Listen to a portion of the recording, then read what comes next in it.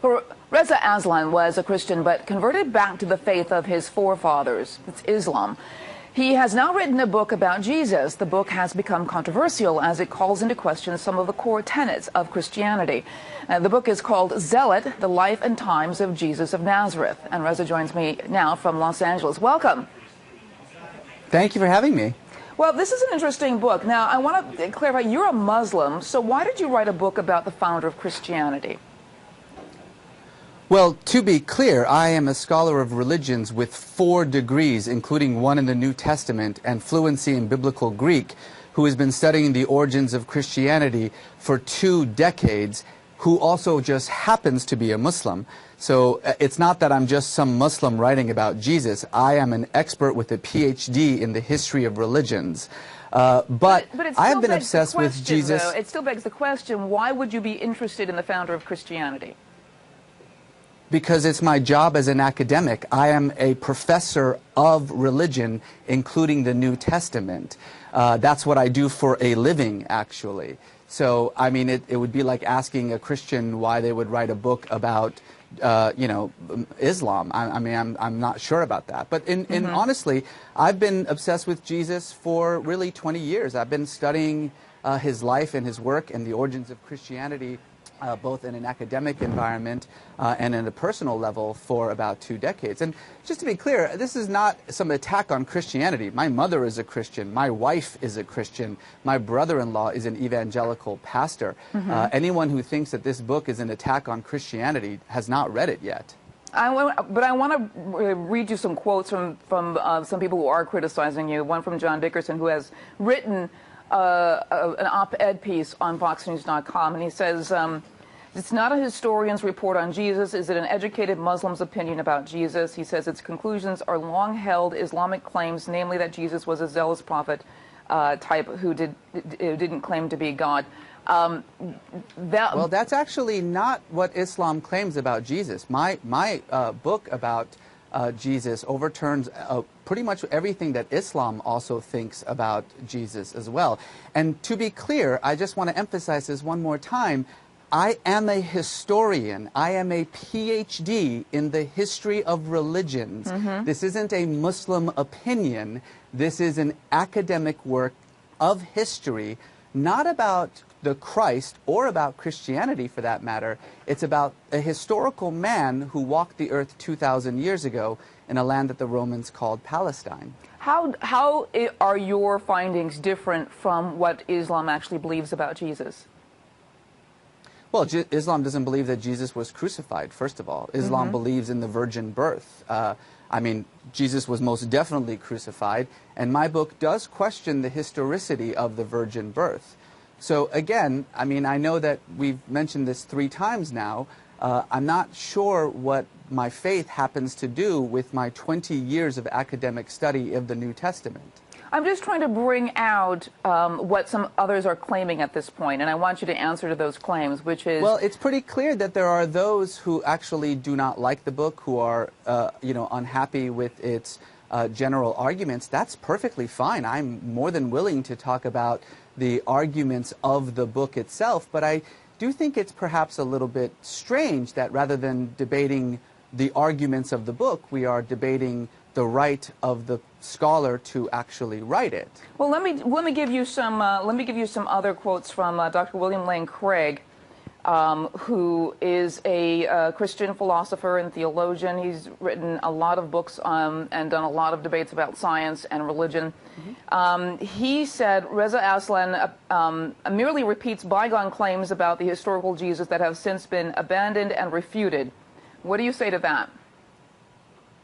Well, I would disagree. I have 100 pages of notes and about 1,000 books that I use in my discussions. And of course, in any scholarly discussion of Jesus, as with any scholarly discussion of any ancient figure, there are going to be widespread differences.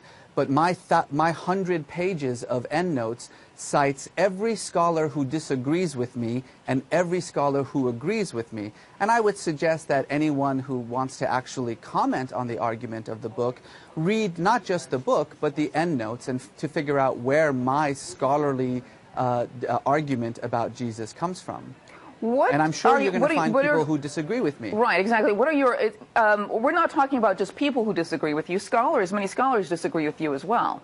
But I want to get to the heart of... I want to get to the heart of, like, what are your conclusions about Jesus? Well, my conclusions about Jesus start by placing him in the world in which he lived. So I start with one fundamental truth that everyone agrees on with Jesus, and that was that he was crucified. You have to understand that crucifixion in first century Palestine was a punishment that Rome reserved exclusively for crimes against the state, like sedition or rebellion, treason, or insurrection. The thieves who were crucified alongside Jesus were not thieves. The Greek word lestes means bandit. And bandit was the most common term in Jesus' time for an insurrectionist. What I say is that if you know nothing else about Jesus except that he was crucified, you know enough to understand what a troublemaker this guy must have been. The movement that he started was such a threat to the political stability of the empire that they actually had him arrested, tortured, and killed for it. So I start with that fundamental fact, and then I take the claims of the Gospels, as every single biblical scholar for 200 years has done, and look at them in light of the history of this world that we know. And what's interesting about Jesus' world is that we know a lot about it, thanks to the Romans, who were very good at documentation. And the picture that arises from this is of a real political revolutionary who took on the religious and political powers of his time on behalf of the poor and the meek, the dispossessed, the marginalized, who sacrificed himself in his cause for those who couldn't stand up for himself, and whose death ultimately launched the greatest religion in the world. Yeah, I want you to ask, actually there's another chat coming, and I want to get this on before we end this interview. Taylor Kane just says, so your book is written with clear bias, and you're trying to say it's academic. That's like having a Democrat write a book about why Reagan wasn't a good Republican. It just doesn't work. Well, what do you say to that? It would be like a Democrat with a PhD in Reagan who has been studying his life and history for 2 decades writing a book about Reagan. But then why would a Democrat want to promote democracy by writing about a Republican? I see that the point is that... Ma'am, may I just finish my sentence for a moment, please? I think that the fundamental problem here is that you're assuming that I have some sort of faith-based bias in this work that I write. I write about Judaism, I write about Hinduism, I write about Christianity, I write about Islam. My job as a scholar of religions with a PhD in the subject is to write about religions. And one of the religions that I have written about is the religion that was launched by Jesus. You're not just writing about a religion from a point of view of an observer. I mean, the thing about it is that you're promoting yourself as a scholar, and I've interviewed scholars who have written books on the resurrection, on the real Jesus, and who are looking at the same information that you're saying. To say that your information is somehow different from theirs is really not being honest here. Ma'am, my information is not different from theirs at all. I'm afraid that it sounds like you haven't actually read my book or seen what I've said about the resurrection or about Jesus or about his claims. I think you might be surprised in what I say.